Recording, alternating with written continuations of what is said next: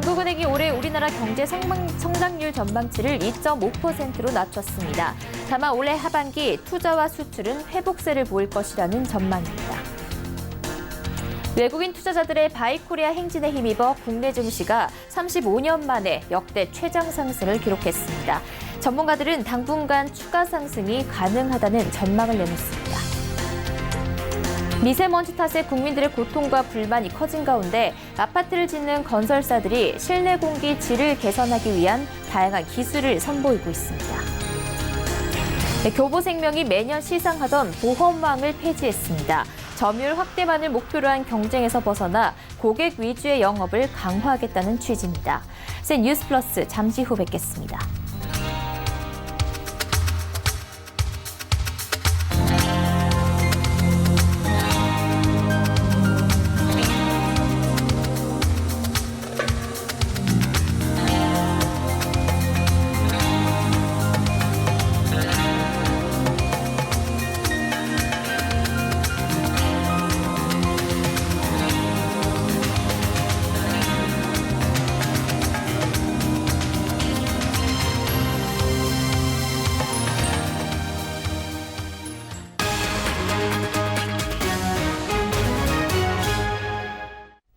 시청자 여러분 안녕하십니까? 센 뉴스 플러스 양한나입니다.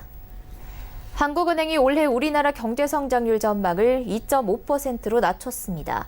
이주일 한국은행 총재는 오늘 금융통화위원회 직후 기자간담회에서 올 1분기 반도체 등 수출 및 투자 흐름이 당초 예상보다 부진한 점을 반영해 기존 전망치보다 0.1%포인트 하향 조정했다고 밝혔습니다.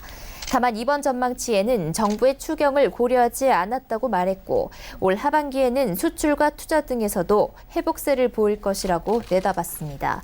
한편 기준금리는 연 1.75%로 5달째 동결 기조가 이어졌습니다. 이는 세계 경제 성장세가 완만해지고 국내 실물 경기가 부진한 데 따른 결정으로 풀이됩니다. 한편 이 총재는 조만간 기준금리 인하가 있을지에 대한 물음에 전반적으로 통화정책 완화 기조인 건 맞지만 금리 인하를 검토할 상황은 아니다라고 답해 그 가능성을 일축했습니다. 외국인 투자자들의 바이코리아 행진에 힘입어 국내 증시가 무려 35년 만에 역대 최장 상승을 기록했습니다. 이후 어제부터 소폭 하락세를 보이고 있어 상승 피로감에 따른 조정 국면이 온 게 아니냐라는 분석이 나오지만 일부 전문가들은 당분간 우리 증시가 더 오를 수 있다는 전망을 내놓습니다. 앵커 리포트입니다.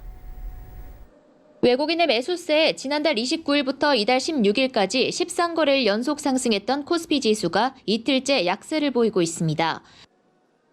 올 들어 외국인 투자자들은 코스피 시장에서만 7조 원 가까이 순매수하며 증시 반등을 이끌었습니다.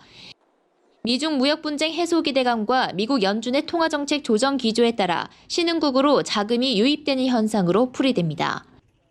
전문가들은 당분간 국내 증시 강세가 계속될 수 있다고 진단했습니다.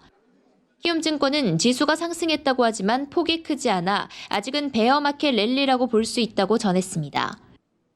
하나금융투자 역시 코스피 지수가 이번 4월에는 2,300선까지, 3분기엔 2,400선까지 반등할 것이라고 내다봤습니다. 한편 외국인의 순매수가 일부 종목에 한정돼 있다는 점에서 종목 장세가 이어질 것이라는 전망도 나옵니다. 13일의 상승 기간 동안 외국인의 매수세는 삼성전자와 SK하이닉스 등 반도체 배터리 관련주에 집중됐습니다. 이나의 한국투자증권연구원은 본격적인 실적 발표가 나타나기 전까지는 외국인 매수세가 집중된 종목 중심으로 쏠림 현상이 계속될 것이라고 진단했습니다. 단기적으로는 중국 정책 수혜주인 소재와 산업재, 소비 관련주 중심의 매매와 주가 수준 부담 등을 감안하면 경기 방어주의 비중을 점진적으로 늘려가야 한다는 의견이 나옵니다. 서울경제TV 양한나입니다. 집 밖으로 나갈 때 미세먼지 농도를 체크하고 공기가 나쁘면 외출을 삼가게 되는데요. 하지만 환기도 못한 채 실내에만 있다 보면 숨쉬기 답답한 건 마찬가지입니다. 아파트를 짓는 건설사들이 이런 답답함을 해소하기 위해 새 공기청정 시스템을 개발하는 등 다양한 노력을 기울이고 있습니다. 유민호 기자입니다. 뿌연 하늘의 답답한 공기. 미세먼지는 환경 문제를 넘어 사회적 골칫거리가 됐습니다. 아파트를 짓는 건설사들도 입주민에게 깨끗한 공기를 제공하기 위해 열을 올리고 있습니다. 공기청정 시스템을 직접 개발하거나 관련 기술을 아파트에 적용하는 겁니다. GS건설은 서울 대치동 자이갤러리에서 국내 최초 환기형 공기청정 시스템인 시스클라인을 공개했습니다. 새 시스템은 GS건설과 자이 S&D가 1년여간 공동 개발을 거쳐 완성했습니다. 시스클라인은 24시간 창문을 열지 않아도 환기와 청정을 동시에 할 수 있는 신기념 기술입니다. GS건설은 이달 분양하는 서초구 방배그랑자이에 시스클라인을 처음으로 적용할 예정입니다. 대림산업은 신규 주거 플랫폼 C2하우스에 공기질 개선을 위한 스마트 클린앤케어 솔루션을 적용했습니다. 렌지 후드 센서와 공기청정 시스템을 연동해 요리할 때 발생하는 냄새와 미세먼지를 한 번에 잡을 수 있는 게 특징입니다. 앞으로 이제 이런 것들이 그 건설사들의 어떤 차별화된 전략이 좀 될 수도 있을 것 같고요. 따라서 이제 그 입주자들 같은 경우는 좀 더 쾌적한 환경에서 거주할 수 있는 여건. 이 밖에도 현대건설은 H클린현관, SK건설도 SK뷰 클린에어 8을 내놓으며 아파트 내 미세먼지 유입을 막는 데 힘쓰고 있습니다. 서울경제TV 유민호입니다. 교보생명이 올해부터 상위 1% 재무 설계사를 축하하는 자리인 연도대상에서 보험망 시상을 없애기로 했다고 밝혔습니다. 교보생명은 오늘 열린 2019 고객보장 대상에서 대상을 폐지하고 주요 수상자들을 그룹으로 묶어 시상했습니다. 또 보험망 시상 대신 더불어 성장하는 참사람이란 콘셉트로 토론과 특강, 뮤지컬 공연 등 재무 설계사들이 서로 소통하고 지식을 나눌 수 있도록 프로그램을 다변화했습니다. 교보생명 관계자는 보통 연도 대상이라 하면 성대한 시상식에서 보험망에 오른 설계사가 화려한 드레스를 입고 시상식에 올라 기쁨을 만끽한다며 이를 폐지한 건 과열 경쟁과 성과 제일주의에서 벗어나 함께 성장하는 화합의 장을 만들기 위한 것이라고 설명했습니다. 신창재 교보생명 회장은 참사람이란 생명보험의 기본 정신을 실천해 고객의 꿈을 지켜주고 자신도 성공하는 사람이라며 선후배 설계사들이 서로 존중하며 참사람으로 성장하길 바란다고 말했습니다. 현대자동차가 미국 뉴욕 제이컵 제비치 센터에서 열린 2019 뉴욕 모터쇼에 참가해 소형 SUV 베뉴를 처음 공개했습니다. 올 하반기 출시를 앞두고 있는 베뉴는 현대차 SUV 라인업 가운데 가장 작은 차급입니다. 차명인 베뉴는 영어로 특별한 일이나 활동을 위한 장소를 뜻합니다. 베뉴는 소형 SUV이지만 다양한 첨단 운전자 보조 시스템을 적용했습니다. 전방 충돌 방지 보조와 차로 이탈 방지 보조, 후측방 충돌 경고와 후방 교차 충돌 경고, 하이빔 보조 등이 들어갔습니다. 또 스마트폰과 차량을 연결할 수 있는 안드로이드 오토와 애플 카플레이를 지원하며 차세대 블루 링크를 통해 원격 시동 등을 할 수 있는 커넥티비티 기술도 적용됐습니다. 현대차는 베뉴의 전면 디자인은 상단의 방향 지시 등을, 하단의 사각형의 LED 주간 주행 등과 헤드램프를 배치한 분리형 램프, 캐스케이딩 그릴로 세련미를 강조했다고 설명했습니다. 한편 2019 뉴욕 모터쇼에 참가한 기아차는 전기차 콘셉트카 하바니로를 선보였습니다.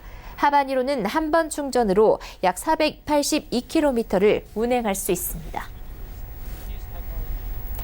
서울 송파구 헬리오시티 아파트의 입주가 사실상 마무리됐습니다. 임대를 뺀 8,101가구 규모의 대단지로 잔금 대란과 역전세나 우려의 목소리가 많았는데요.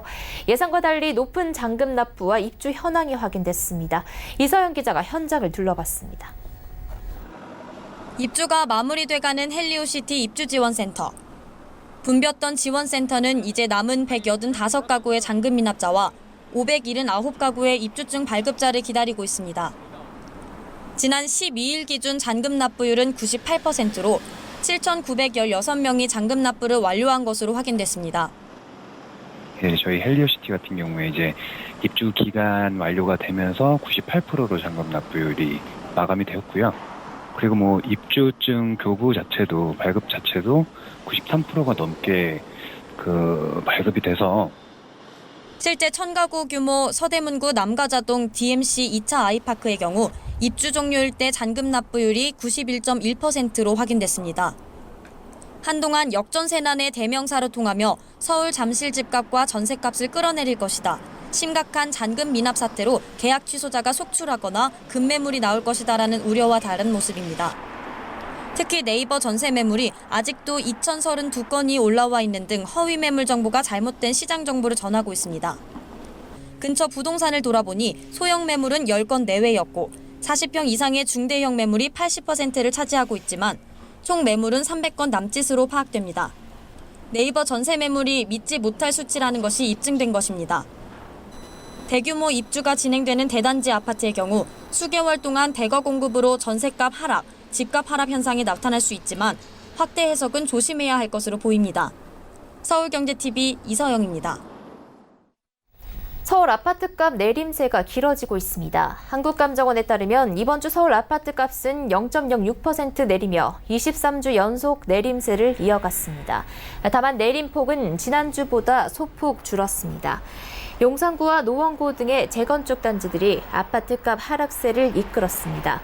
강남권에선 일부 랜드마크 단지 급매물이 소화되는 모양새지만 여전히 대다수 단지는 집값이 떨어지는 상황입니다. 한국감정원은 대출 규제와 보유세 부담이 여전해 수요 심리가 위축된 상황이라고 분석했습니다. 이번 주 서울 아파트 전셋값도 0.04% 내렸습니다. 다만 신축 단지 전세 물건이 소화되고 이달 들어 입주 물량이 줄면서 전셋값 내림폭은 소폭 줄었습니다. 전셋값 하락세가 이어가면서 대출 수요도 줄어들고 있습니다. 국내 주요 은행 전세자금 대출 증가세가 계속해서 둔화하고 있습니다. 은행권에 따르면 5대 시중은행의 지난달 말 전세자금 대출 잔액은 약 67조 1천억 원입니다. 이는 전달인 2월 말보다 2%, 금액으로 약 1조 3천억 원 늘어난 규모입니다. 전달 전세자금 대출의 전월 대비 증가율은 2017년 5월에 1.9% 이후 23개월 만에 가장 낮은 수준입니다. 특히 작년 비슷한 시기와 비교하면 증가 속도가 느려진 것이 더 눈에 띕니다. 작년 1분기에는 월 평균 증가율이 3.5%였습니다. 작년 말부터 시작한 전셋값 하락세가 자연히 전세자금 대출 증가세 둔화로 이어진 것으로 풀이됩니다. KB하나은행은 서울 중구 을지로 본점에서 원큐 애자일랩 8기 출범식을 열고 새롭게 함께할 10곳의 스타트업을 발표했습니다. 원큐 애자일랩에 선정된 기업은 KB하나은행으로부터 개별 사무 공간을 제공받고 하나금융그룹은 협업하는 기회가 주어집니다. 지성규 하나은행장은 2015년 원큐 애자일랩을 설립하고 이번 8기까지 총 64개 스타트업을 발굴 육성했다며 향후 3년간 유망 스타트업에 200억 원 이상의 지분 투자를 하고 올해 안에 5천억 원 수준의 직간접 투자를 유치하기로 했다고 밝혔습니다. 자리에 참석한 김용범 금융위원회 부위원장은 축사를 통해 금융규제 샌드박스 우선심사 대상 서비스 중 2건, 지정 대리인에도 4건의 서비스가 원큐 애자일랩 출신이라며 앞으로도 핀테크 기업들과 협력해 새로운 혁신을 이루는 데 힘써달라고 말했습니다. 또 하나금융지주와 SK텔레콤이 함께 만든 핑크를 언급하며 금융과 통신이 결합한 첫 사례이자 주요 금융지주가 핀테크 기업에 직접 출자한 모범 사례를 만들었다고 덧붙였습니다. 대한민국 중소기업의 성장과 발전을 함께해온 중소벤처기업진흥공단이 올해로 40도를 맞았습니다. 이번 달부터 기존 중소기업진흥공단에서 중소벤처기업진흥공단으로 이름도 바꿨습니다. 기관 명부터 체질까지 혁신기관으로 거듭나 올해 기업가치 1조 원에 달하는 유니콘 기업을 10개 넘게 탄생시키겠다는 포부를 밝혔습니다. 김혜영 기자입니다. 중소벤처기업진흥공단이 창립 40주년을 맞았습니다. 기존 중소기업진흥공단에서 벤처를 품고 중소벤처기업진흥공단으로 간판도 바꿔 달았습니다. 이름부터 체질까지 바꾸자 이렇게 일성을 했고요. BTS만큼 바쁘게 지금 국내외를 지금 다니고 있습니다. 국내에서는 민생 현장 중심으로 속도와 함께 하자. 그리고 해외에는 중소기업을 스마트화, 스케일업 시키고 또 스타트업 벤처기업을 글로벌화 시켜서 그 넥스트 유니콘 기업으로 그 육성하겠다. 이런 결의를 다지는. 이상직 이사장은 올해 한국 경제를 이끌어갈 중소벤처기업을 육성하기 위해 스케일업, 즉 규모 확대에 방점을 찍겠다고 밝혔습니다. 올해 말까지 토스, 직방 같은 유니콘 기업을 10개 만들어내겠다는 구체적인 목표도 제시했습니다. 또 다른 중점 과제는 한국 중소벤처기업의 글로벌화입니다. 국내를 벗어나 중국의 중관촌, 미국의 아마존 캠퍼스 등의 스타트업 센터에 국내 기업을 진출시켜 전 세계의 엑셀러레이터로부터 투자와 상담을 받을 수 있도록 돕겠다는 계획입니다. 이와 함께 제조업 스마트화를 위한 인재 육성에도 힘쓴다는 계획인데 이를 위한 스마트 제조 데모 공장을 올해 연말까지 호남과 영남에 설치할 예정입니다. 한편 오늘 40주년을 맞아 열린 비전 선포식에서는 중진공의 새로운 CI인 코스미도 공개했습니다. 서울경제TV 김혜영입니다. 어제 서울 창업허브에서는 한국예탁결제원이 진행하는 제5회 KSD-IR 콘서트가 열렸습니다. 크라우드 펀딩에 성공한 벤처기업들의 후속 자금 조달을 지원하기 위한 행사인데요. 투자 유치를 위한 기업들의 IR부터 실질적인 투자 상담까지 이뤄졌다고 합니다. 현장을 이소영 기자가 다녀왔습니다. 정부 당국, 유관 기관 등과 긴밀하게 협력하여 우수한 크라우드 펀딩 성공 기업의 후속 자금 조달을 적극 지원하는 대표적인 IR 행사로 만들어 가고자 합니다. 어제 오후 3시부터 서울 창업허브에서 열린 한국예탁원의 KSD-IR 콘서트 현장. 이병래 한국예탁결제원 사장은 개회사에서 벤처기업이 죽음의 계곡을 넘기기 위해서는 펀딩을 받은 이후 후속 자금 조달이 중요하다고 강조했습니다. 죽음의 계곡은 벤처기업이 창업 초기에 자금 부족의 어려움을 겪는 상황을 의미합니다. 이어 증권형 크라우드 펀딩에 성공한 10개 벤처기업의 IR과 투자 상담 등이 이루어졌습니다.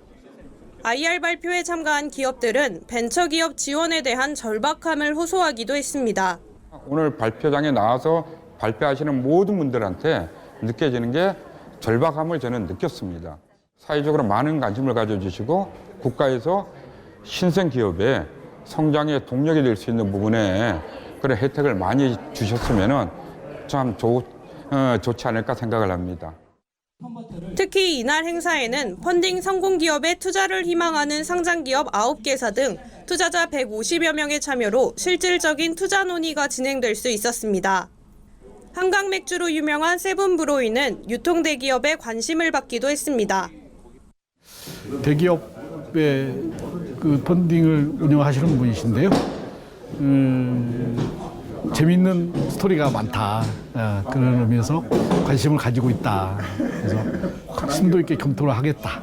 이런 말씀하셨습니다. 약 50억 정도 투자 받으면 한국에서 제일 멋있는 양조장을 만들겠습니다. 그래서 투자 유치를 희망하는 기업들과 투자를 원하는 기업들 사이 가교 역할을 한 한국예탁원의 KSD-IR 콘서트.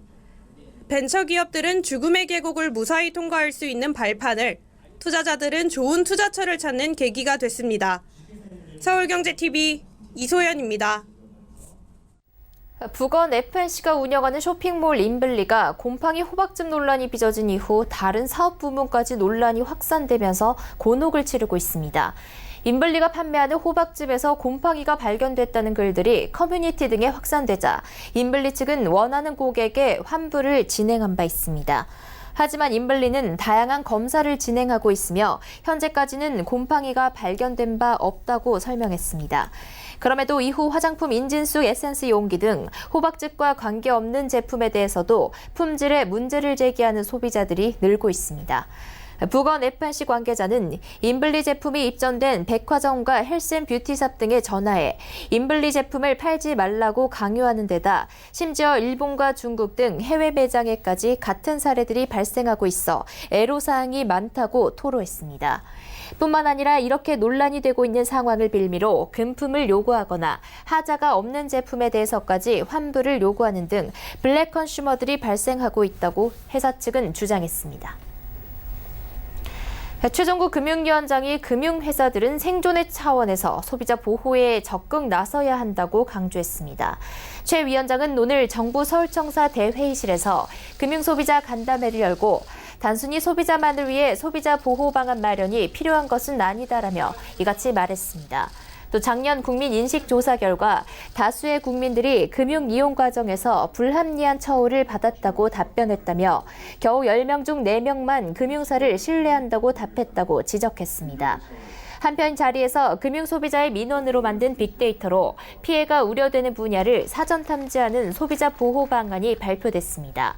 머신러닝 기법으로 민원을 분석해 소비자 피해 증가 영역을 예측한 뒤 실제 현황과 비교해 예측 체계를 구축하는 방식입니다. 최 위원장은 금융소비자 보호 관련 법적 제도적 기반을 만들기 위해서 금융소비자보호법이 조속히 제정돼야 한다며 개별 금융법에 산재돼 있는 소비자 보호 관련 규제를 통일적으로 규율해 규제 사각지대 해소 및 형평성을 제고하겠다고 밝혔습니다. 4월 중순에 반팔 차림이 거리에 등장할 정도로 예년보다 빨리 초여름 날씨가 찾아오면서 에어컨과 수영복 등 여름 상품 매출이 급증했습니다. 온라인 쇼핑 사이트 11번가에 따르면 한낮 기온이 25도 안팎까지 오른 지난 15일에서 17일 에어컨 매출은 작년 동기 대비 61% 급증했고 수영복 매출도 31% 크게 뛰었습니다. 같은 기간 반소매 티셔츠 매출도 작년 같은 기간보다 42% 늘었고 물놀이 용품 25%, 캠핑 용품 45%, 미니스커트 21% 매출이 증가했습니다. 이베이 코리아가 운영하는 온라인 쇼핑 사이트 지마켓에서도 비슷한 현상이 나타났습니다. 지난 15일에서 16일 지마켓에서 가정용 에어컨 매출은 작년 동기 대비 61% 급증했고 수영복 매출은 122% 상승했습니다. 11번가 관계자는 최근 날씨가 부쩍 더워진 데다 5월 초 황금 연휴 기간을 앞두고 미리 휴가를 계획을 하는 고객들이 수영복이나 에어컨과 같은 여름 상품을 미리 구매한다고 말했습니다.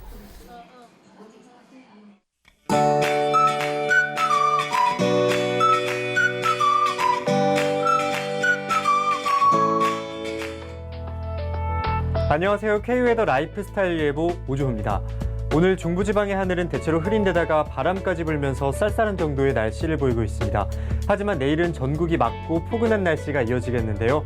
서울과 춘천의 낮 기온은 19도, 광주는 22도, 부산은 15도를 기록하며 평년과 비슷한 수준의 포근한 날씨를 보이겠습니다. 하지만 아침 저녁으로 일교차가 심한 만큼 날이 완전히 따뜻해지기 전까지는 계속해서 체온 유지에 신경을 쓰셔야겠습니다. 한편 전국 곳곳에 수일째 건조주의보는 지속되고 있는 상황입니다. 특히 강원도 지역에는 건조경보까지 내려졌는데요. 산불을 포함해 각종 화재 사고가 나지 않도록 평상시에 미리 불시 점검을 꼭 해주셔야겠습니다. 그리고 오늘 저녁부터 중북부를 중심으로는 옅은 황사가 나타나겠고요. 밤에는 남부지방으로 확대되면서 내일 오전까지 충청도와 남부지방의 대기질이 한때 나쁨 단계로 농도가 약간 높게 나타나겠습니다. 이들 지역으로는 출근하실 때 보건용 마스크를 챙기셔야겠고요. 반면에 오후에는 전국의 공기질이 깨끗한 상태를 회복하겠습니다. 오후 들어서는 야외 활동을 하셔도 좋겠습니다. 다음은 위성 영상입니다. 현재 전국이 대체로 구름 많은 날씨를 보이고 있고요. 전남과 경남 그리고 제주도에는 맑은 날씨를 보이고 있습니다. 내일 우리나라는 중국 북동지방에서 남동 지나는 고기압의 가장자리에 들겠습니다. 다음은 자세한 지역별 날씨입니다. 중부지방은 수원의 아침 기온이 10도로 시작해 한낮에는 20도까지 오르는 등 일교차가 매우 크게 나겠습니다. 동해안은 대기가 매우 건조한 상태입니다. 다시 한번 불씨 관리에 각별히 신경 쓰시기 바랍니다. 남부지방은 화창한 날씨가 예상됩니다. 낮 최고 기온은 광주와 전주 22도, 제주는 19도까지 오르며 따뜻하겠습니다. 내일은 전해상에 구름이 많이 끼겠습니다. 바다의 물결도 조금은 높게 일겠는데요. 서해와 남해는 2.5m, 동해는 최고 3m로 높게 일겠습니다. 항해나 조업하시는 분들은 주의하시기 바랍니다.